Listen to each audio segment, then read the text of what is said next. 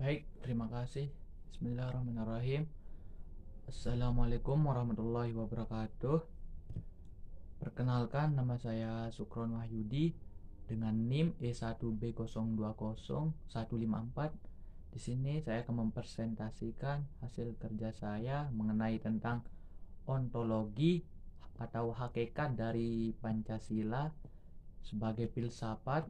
Yang kedua, epistemologi atau bagaimana cara penyusunan sehingga menghasilkan Pancasila. Yang ketiga, aksiologi, bagaimana kegunaan serta fungsi dari Pancasila ini sendiri. Pertama, mengenai tentang ontologi atau hakikat Pancasila. Nah, hakikat Pancasila itu sendiri ialah Pancasila merupakan sebagai dasar negara yang mengandung arti bahwa Pancasila dijadikan landasan dalam penyelenggaraan suatu negara. Pancasila sebagai dasar negara berarti bahwa seluruh pelaksanaan dan penyelenggaraan pemerintahan harus mencerminkan nilai-nilai yang ada dalam Pancasila dan tidak boleh bertentangan. Nah, menurut Daman Ruki dan kawan-kawan, secara etimologis Pancasila berasal dari bahasa Sanskerta, yang dimana artinya Pancasila berarti 5 dan sila berarti batu sendi, alas, dan dasar. Pancasila memiliki arti 5 dasar, sedangkan sila sendiri sering diartikan sebagai kesesuaian atau peraturan tingkah laku yang baik. Hakikat adalah suatu hal yang pada diri seorang atau hal yang harus ada dalam diri seorang itu sendiri. Berdasarkan pengertian dari uraian di atas, dapat kita simpulkan bahwa hakikat Pancasila ialah suatu yang terkandung dalam nilai-nilai yang terdapat pada sila-sila Pancasila yang harus dijadikan sebab sehingga dijadikan sebagai dasar negara. Pancasila menunjukkan hakikat atau substansi Pancasila, yaitu dasar atau kata dasar Tuhan, manusia, rakyat, dan adil. Mendapatkan awalan serta akhiran ke atau peran ketuhanan, kemanusiaan, persatuan, kerakyatan, dan keadilan. Hakikat atau substansi memiliki sifat abstrak, umum, universal, mutlak, tetap tidak berubah terlepas dari situasi dan kondisi, tempat, dan waktu. Berdasarkan dari penjelasan tadi, dapat kita simpulkan bahwa Pancasila merupakan sebagai dasar negara yang memiliki 5 sila. Pancasila sebagai filsafat menunjukkan hakikat atau substansi yang sifatnya abstrak atau umum yang ada dalam pikiran manusia yang sejak dulu. Pribadi yang bersangkutan dengan kehidupan pribadi seorang dan konkret atau direalisasikan dalam kehidupan sehari-hari. Umum dan universal, umum, mutlak, tetap, dan tidak berubah-ubah terlepas dari situasi, tempat, waktu, dan kondisi itu sendiri. Nah, nilai-nilai dalam Pancasila ini sendiri terdapat 3 nilai. Yang pertama, nilai dasar. Yang kedua, nilai praksis. Yang ketiga, nilai instrumental. Nilai-nilai Pancasila itu sendiri, pertama, nilai dasar. Nilai dasar ini merupakan yang menyangkut atau berkaitan dengan hakikat kelima Pancasila, yaitu nilai ketuhanan, nilai kemanusiaan, nilai persatuan, nilai kerakyatan, dan nilai keadilan sosial bagi seluruh rakyat Indonesia. Nah, dalam nilai-nilai ini terdapat dalam pembukaan Undang-Undang Dasar 1945. Nilai-nilai dasar tersebut bersifat universal sehingga di dalamnya terkandung cita-cita, tujuan, serta nilai-nilai yang baik dan benar. Selain itu, nilai ini bersifat tetap dan tidak berubah-ubah dan melekat pada warga negara yang hidup di negara itu sendiri. Yang kedua, nilai instrumental. Nilai instrumental ini sendiri adalah penjabaran dari nilai-nilai dasar yang terkandung dalam Pancasila. Perwujudan nilai instrumental ini pada umumnya berbentuk Undang-Undang Dasar 1945 sampai dengan peraturan daerah. Yang ketiga, nilai praksis. Nilai praksis ini sendiri ialah pada hakikatnya merupakan suatu perwujudan dari nilai-nilai instrumental. Dengan kata lain, nilai praksis merupakan realisasi dari ketentuan-ketentuan yang termuat dalam peraturan perundang-undangan yang terwujud dalam sikap dan tindakan dalam kehidupan nyata sehari-hari, baik dalam kehidupan bermasyarakat, berbangsa, dan bernegara. Nilai praksis Pancasila ini sendiri senantiasa berkembang dan selalu dapat dilakukan perubahan dan perbaikan sesuai perkembangan zaman dan aspirasi masyarakat. Hal tersebut dikarenakan Pancasila sebagai ideologi yang terbuka. Selanjutnya kita beralih ke epistemologi Pancasila atau jalan terwujudnya Pancasila. Proses perumusan dari Pancasila ini sendiri berjalan 2 kali perumusan. Nah, pada sidang pertama BPUPKI yang diketuai oleh Supomo, Muhammad Yamin, dan Soekarno menyampaikan beberapa usulan tentang falsafah atau dasar negara Indonesia. Penyampaian ini didasarkan pada arahan Ketua BPUPKI pertama, yaitu Rajiman Widyodiningrat pada pidato pembukaan sidang, yang dimana Rajiman Widyodiningrat ini mengatakan bahwa untuk mendirikan suatu negara yang merdeka maka dibutuhkan suatu dasar negara. Nah, dari usulan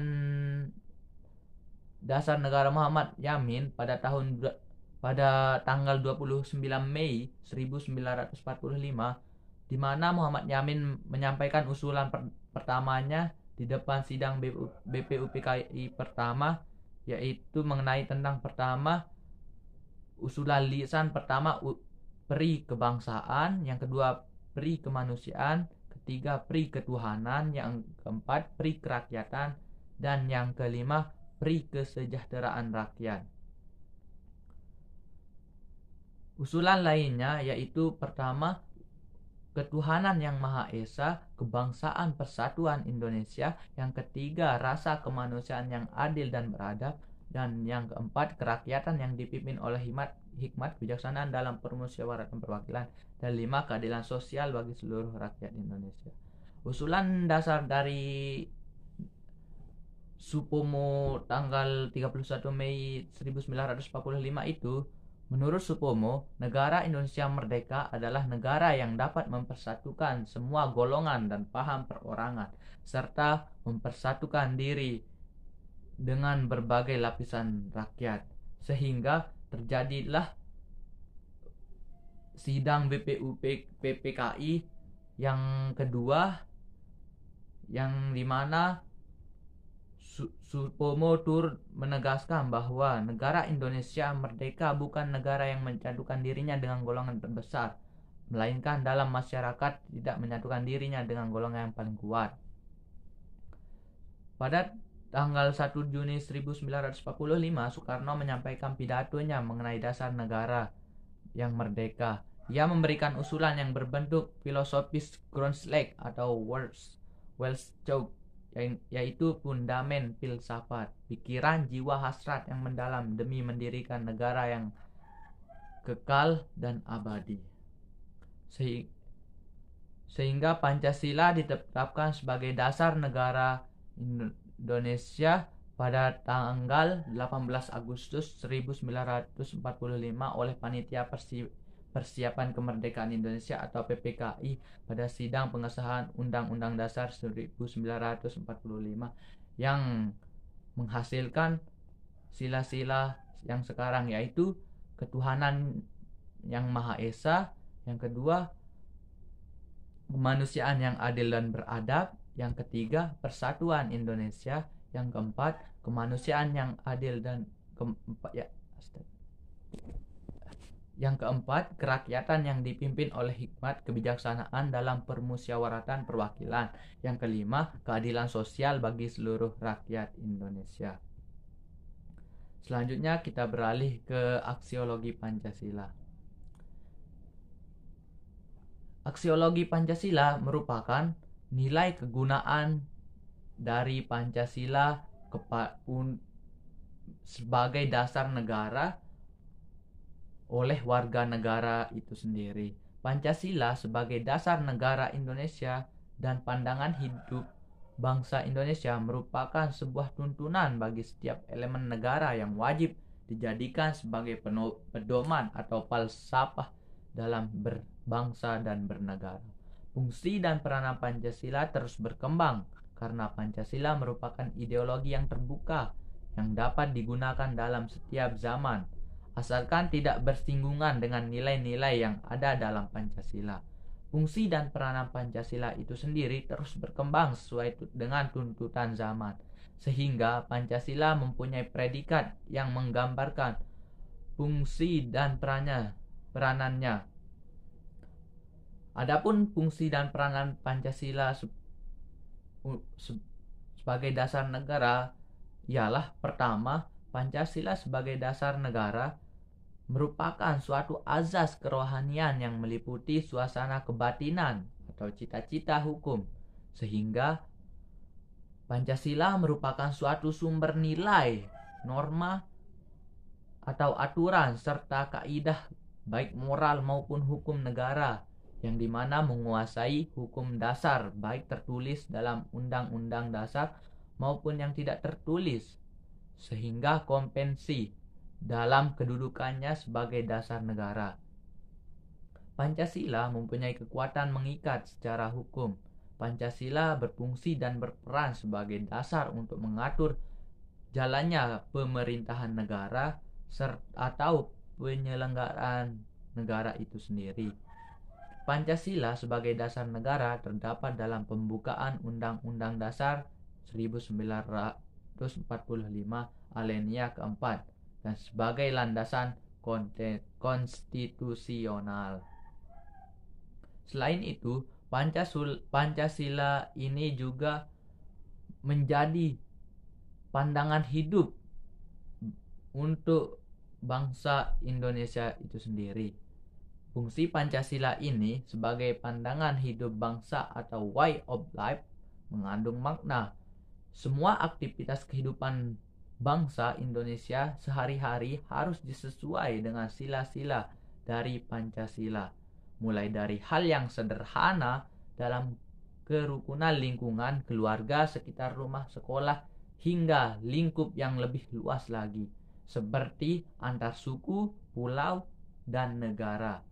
Setiap aktivitas perlu disesuaikan karena Pancasila diciptakan dari nilai-nilai yang sudah ada dalam diri bangsa Indonesia. Nilai-nilai tersebut dimaksudkan untuk ketuhanan, keagamaan, kemanusiaan, persatuan, kerakyatan, demokrasi, dan nilai keadilan sosial.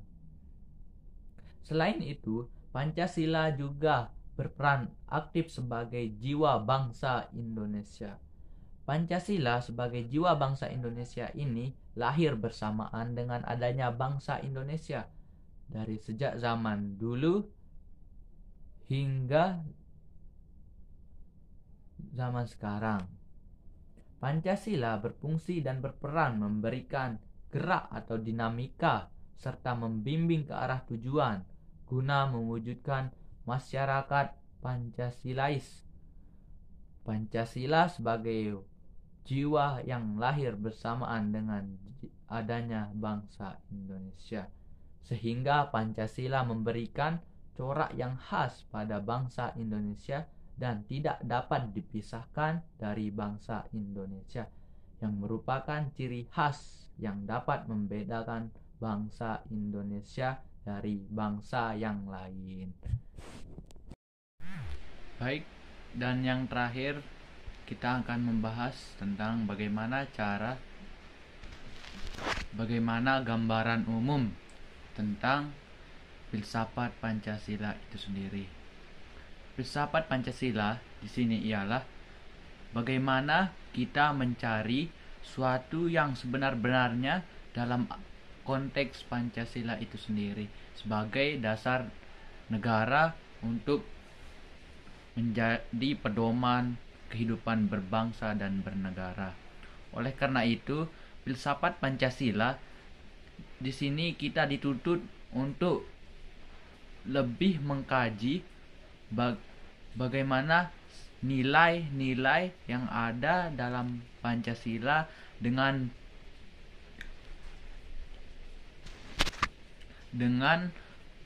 nilai-nilai Pancasila itu sendiri diambil dari hasil kebiasaan-kebiasaan warga negara Indonesia sendiri. Misalnya seperti Pancasila tentang alinea bait keempat. Bagaimana kita dianjurkan dalam mencari suatu, hingga dalam Pancasila yang keempat itu kita dituntut dalam menyelesaikan suatu perkara melalui jalan musyawarah untuk menghasilkan suatu keputusan bersama yang bisa diterima oleh semua pihak atau kalangan. Sekian dari presentasi saya, kurang lebihnya saya mohon maaf. Assalamualaikum warahmatullahi wabarakatuh. Sampai jumpa di kesempatan berikutnya.